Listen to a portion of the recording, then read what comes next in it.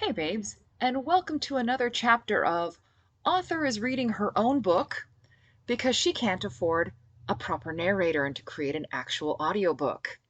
I'm reading this because a friend of mine does enjoy the stories, but she does need audiobooks. And since I can't afford them, I decided to read it myself. We are on reading The Rebels, and we are on chapter 43. I will not regularly show you the pages because that's too hard. Instead, sit back and enjoy the dulcet sound of my voice as we get into the chapter. If you're brand new here, thank you so much for being here. I realize that the internet is a great big wide open space, and I really appreciate you being here. So, The Rebels, chapter 43. It was early evening when I stood in the middle of a group of women who were wearing a mishmash of clothing and staring at me like I was their only hope of salvation, while trying to coach them on staying calm in the middle of a firefight. Lord save me. A sudden explosion a couple miles behind us in the general direction of Stonehaven Drive ended my attempts at speech. The women crouched, hiding their heads in their arms, some crying out in fear. I caught Sparrow's eye and gave her a thumbs up. Nice! Though I have to say, I'm surprised it's taken them this long to check any of the houses. What are you talking about? Raven cried. We may have set some explosives on the doors, rigged to go off when they were opened. I grinned. Surprise! In the distance, we heard men shouting, running, and some vehicles racing towards the scene of the fire. Well, I dusted my hands off. Looks like it's time for us to go. Shouldn't need another fire now. Phoenix looked despondent, even going so far as to kick the ground, digging her toe into the grass. Okay, ladies, remember what we told you and stick with your groups. We'd have to spread out to avoid notice. A nagging thought finally surfaced. Wait! Hang on! I gotta pee first. Go now or forever hold your pee. Turned out I wasn't the only one with a full bladder, though the rescued women were so used to going without privacy that they squatted anywhere. Our run to the fence was direct, until we saw the fence. I ducked down beside the Celt, cursing Steve. They'd finally gotten wise and had the fence fully manned, both towers and foot patrols. Crawling back to the main lot, I found Phoenix coming in from the rear. You get your wish. I rolled my eyes. Damn Steve stayed put. How do we know this one'll work? She asked.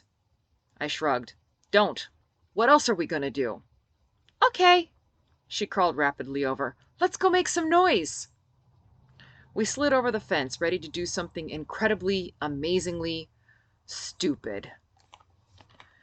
Small fire! I said to start a small fire! That is not small! I yelled at Phoenix as we raced back to the women. Shadows stretched longer, though the impending sunset was now overshadowed by the raging fire to the west of us. Phoenix waved her hands helplessly, then laughed. You said we needed to distract them, she protested. Guess what? They're distracted. The blaze behind us loomed far bigger than the ones set off by the explosions at the brothel, and the south breeze threatened the entire north. When we got back to the group, we found Legs, the Celt, and Raven leading the women out of the shelter of the yard, heading for the serious gap in security at the fence. The soldiers weren't all gone, but they'd reduced their numbers enough that we might actually make it. Phoenix put on a burst of speed, passing me up and leading the way to the left of the group. I took the right while Sparrow chivied everyone forward, herding them like a flock of sheep. Phoenix threw her rifle to her shoulder, firing a round and dropping a man with barely a pause. Show off. I skidded to a halt, hearing her rifle speak again. Then I shot a man on the machine gun in the nearest tower. I didn't stop to watch him fall, since the shooting drew their attention back to us. I worked the pump and ran forward a few more steps, kneeling quickly to steady myself. Peering through the scope, I saw my target fall, then glanced at Phoenix to see her waving at me. Are you shitting me? I bellowed. Sorry. Time didn't slow. Rather, it all sped up. Running, leaping, firing as we could, keeping the women moving, the Celt, Sparrow, and Legs all joining in the action. Screaming in pain, in fear, and exultation. The next tower over, also in range, began firing at us. My quick shot produced yelling and cursing, but the bullets still came. I took a knee, shooting a soldier as he brought a large bore rifle to bear. "Teach you to stand near a light!"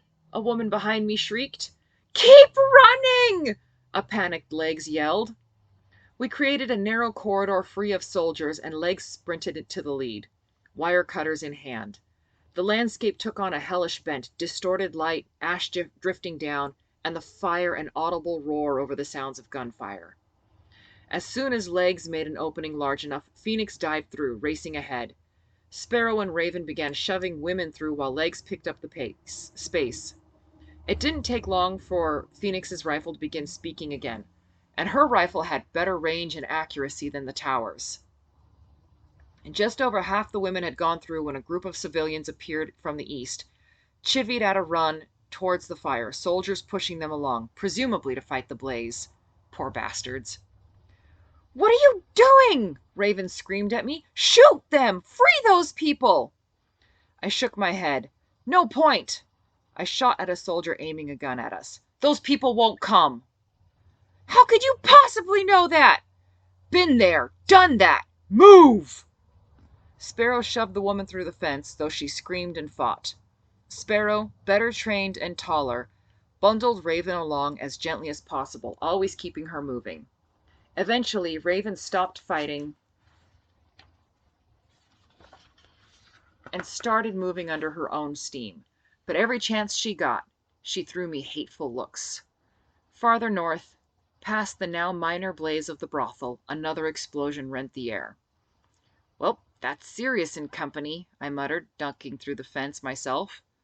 I found myself trotting at the rear of the group next to Phoenix. "You know, I'd half thought we'd steal a car. As it is, I'm not really sure how we're going to get out." "Why don't we worry about that when the time comes?" "What do you mean, when the time comes?" I demanded, speeding up. "The damn time is now!" Thank you so much for joining me for that very short chapter. If you enjoyed it, do please like it. It helps boost this. I'm trying to get word about this book out and about.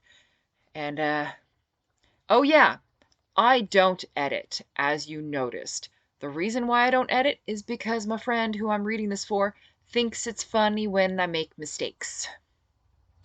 Yeah, there's no accounting for taste with some people. Anyway, thanks for being here, and I hope I see you again for the next chapter.